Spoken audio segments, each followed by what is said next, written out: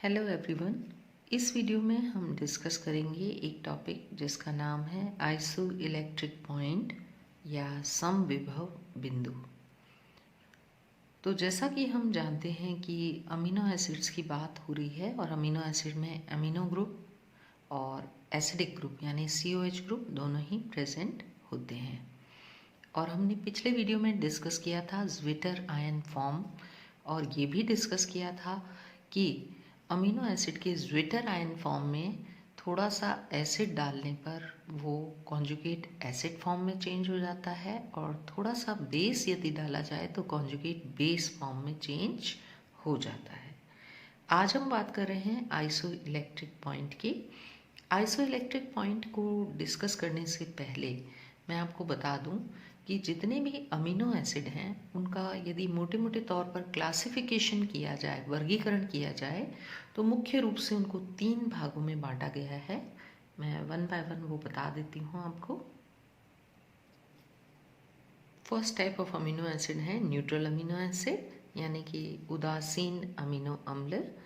तो वो अमीनो अम्ल जिनमें एक NH2 ग्रुप हो और एक COH ग्रुप हो। ये एक NH2 और एक COH वाले कुछ एग्जाम्पल्स मैंने यहाँ पर लिखे हुए हैं। तीनों में R जो साइड चेन है वो अलग अलग है। ग्लाइसिन में साइड चेन हाइड्रोजन है, एलानिन में CH3 है, फिनाइल एलानिन में CH2C6H5 है R। कॉमन चीज़ क्या है तीनों के अंदर कि एक NH2 और एक COH है। एक NH2 एक COH यहाँ भी आप देख सकते हो। तो इस प्रकार के अमीनो एसिड्स को कहा जाता है उदासीन या neutral amino acids. Second type of amino acid है एसिडिक अमीनो एसिड्स। जैसा कि इसके नाम से ही पता चल रहा है कि ये एसिडिक अमीनो एसिड है, इसलिए इसके अंदर एसिडिक ग्रुप जो है वो एक से ज़्यादा होंगे। तो ऐसे अमीनो एसिड जिनमें NH2 ग्रुप एक हो और COH ग्रुप जो है वो 2 या 2 से ज़्यादा हो। उसके एग्जाम्पल्स यहाँ लिखे हैं। एस्पार्टिक एसिड है जिसमें 2 COH समूह होते हैं और ग्लूटामिक एसिड है जिसमें अगेन 2 COH समूह होते हैं। NH2 समूह दोनों में एक एक ही है। तीसरे होते हैं क्षारीय अमीनो अम्ल। क्षारीय अमीनो अम्ल की डेफिनेशन क्या हो जाएगी कि जिसमें COH समूह एक हो और NH2 समूह 2 या 2 से अधिक हो। इसके एग्जाम्पल हैं लाइसिन और आर्निथीन। तो लाइसिन में भी आप देख सकते हैं कि एक NH2 तो होता ही है हर अमीनो एसिड में, इसका एक और NH2 साइड चेन में है। उसी तरह से आर्निथीन में भी एक तो NH2 होगा ही और दूसरा NH2 जो है वो साइड चेन में है। चूँकि इसमें क्षारीय समूह ज़्यादा है इसलिए इसका नाम क्षारीय अमीनो अम्ल हो गया और इनमें अम्लीय समूह ज़्यादा हैं इसलिए इनका नाम अम्लीय अमीनो अम्ल हो गया। तो अब हम डिस्कस कर सकते हैं आइसो इलेक्ट्रिक पॉइंट को। तो 3 प्रकार के अमीनो एसिड्स होते हैं, एसिडिक, बेसिक और न्यूट्रल। तीनों के ही केस में एक चीज़ है कि प्रत्येक अमीनो अम्ल चाहे वो एसिडिक हो, चाहे वो बेसिक हो, चाहे वो न्यूट्रल हो, प्रत्येक अमीनो अम्ल के लिए एक आइसो इलेक्ट्रिक पॉइंट होता है। तो आइसो इलेक्ट्रिक पॉइंट वो पीएच का मान है, जैसे ग्लाइसिन के आगे मैंने लिख रखा है 5.97, फिनाइल एलानिन के आगे 5.5, ग्लूटामिक एसिड के आगे लिख रखा है मैंने 3.2, आर्जिनिन के आगे लिख रखा है 11.2। तो ये आइसो इलेक्ट्रिक पॉइंट का मान है। ग्लाइसिन का आइसो इलेक्ट्रिक पॉइंट ये है, ठीक। फिनाइल एलानिन का ये है, ग्लूटामिक एसिड का ये है, आर्जिनिन का ये है। तो ये है आइसो इलेक्ट्रिक पॉइंट के मान। होता क्या है ये iso electric point? Iso electric point जो है वो एक ऐसा पीएच है प्रत्येक अमीनो एसिड के लिए जिस पर वो अमीनो एसिड विद्युत क्षेत्र में ना तो कैथोड की ओर जाएगा ना ही एनोड की ओर जाएगा। तो सीधी सी बात है कि वो अमीनो एसिड जिस पीएच पर ज्विटर आयन के रूप में उपस्थित रहता है उसी पीएच को हम कहते हैं आइसो इलेक्ट्रिक पॉइंट।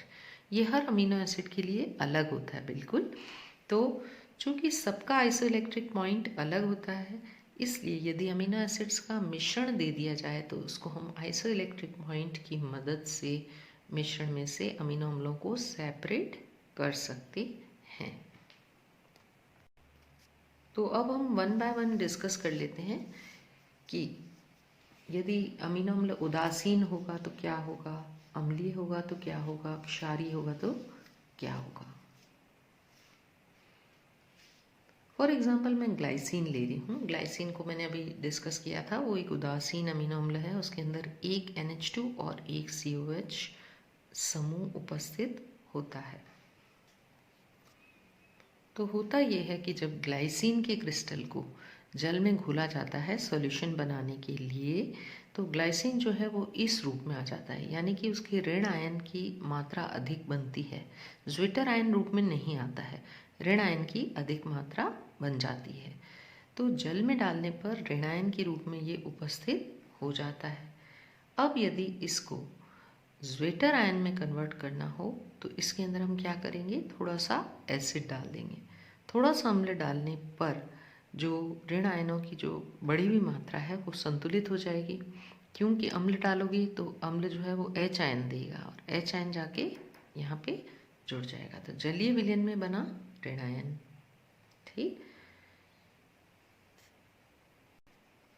और इस ऋण आयन में हमने थोड़ा सा एसिड डाला तो एसिड के जो H आयन है वो इस पर जुड़ गए। ये वापस किस में कन्वर्ट हो गया, इसमें कन्वर्ट हो गया, ज्विटर आयन में। ये H आयन यदि इसमें जुड़ जाएंगे तो वापस इसमें कन्वर्ट हो जाएगा। ठीक, और चूंकि हमने एसिड ऐड किया है, इसका मतलब ये हुआ कि जल में घोलने पर सॉल्यूशन का जो pH था, एसिड घोलने पर pH का मान क्या हो जाएगा, नीचे आ जाएगा, कम हो जाएगा। तो इसका मतलब जल में तो pH रहता है 7, ग्लाइसिन को आपने जल में घोला तो ग्लाइसिन आपको इस रूप में प्राप्त हुआ।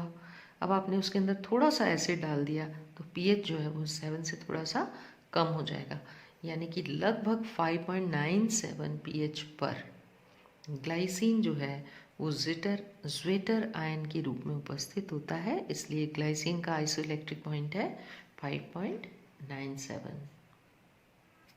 यदि अम्लीय अमीनो अम्ल लेंगे तो अम्लीय अमीनो अम्ल में COOH समूह 2 या 2 से अधिक होंगे।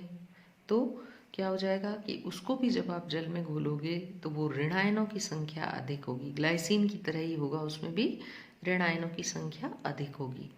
और चूंकि उसमें 2 COH समूह हैं, इसलिए उसको आइसोइलेक्ट्रिक पॉइंट तक पहुंचाने के लिए हमको थोड़ा ज़्यादा अम्ल डालना पड़ेगा। ग्लाइसिन की अपेक्षा और भी कम pH पर ये ज्वेटर आयन के रूप में उपस्थित होते हैं।